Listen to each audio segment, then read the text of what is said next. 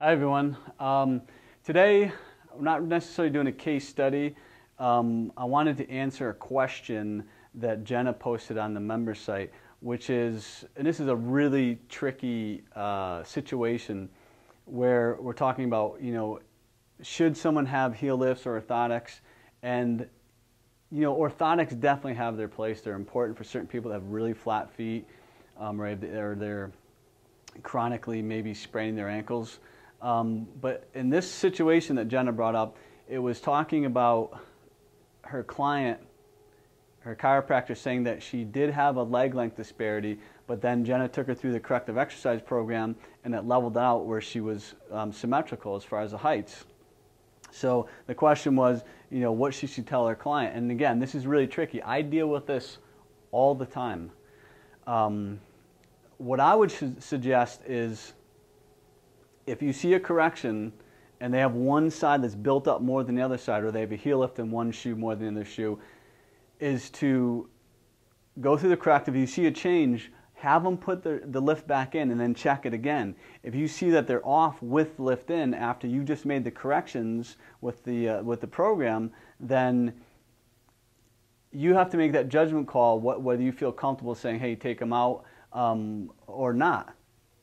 So sometimes I'll tell clients, like, you know what, just get rid of them. Sometimes I'll have the client go back to their chiropractor, their podiatrist, and say, all right, well, can you check me again? Because now I feel even, my pain's better, or a person I'm working with is made some changes. So it's really your call on that. But keep in mind that when you have the lift, remember I told you, especially if the lift is in, let's say, the right shoe, and it's just the heel lift, it's not the entire orthotic.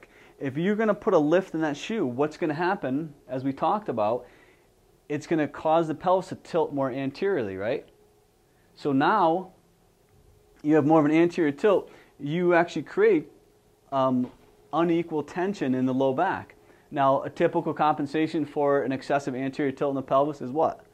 It is the knee going into flexion, right? So you're going to see the right knee slightly flex to offset that excessive anterior tilt, or you're going to see possibly the person set their foot forward or toe out slightly on that right side if their lift is in the right shoe.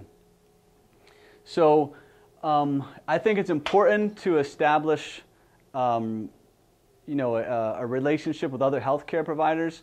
So maybe you want to even get the chiropractor or the podiatrist number and call them and say, hey, this is what we're doing. We found some changes. Can you check again and maybe make any modifications to the lift or to their orthotics? So I hope that answered your question. It is a tricky one.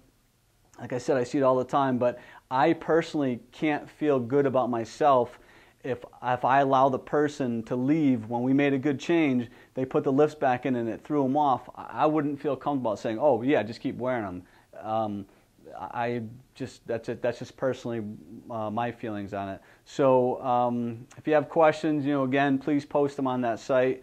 There's been some incredible case studies. Even though some of you aren't posting on the member site, some of you are personally emailing me with some changes, which is awesome. And there's some really cool changes, especially with this level 3 that we've done. So keep it up, keep up the great job, and we'll see you next week.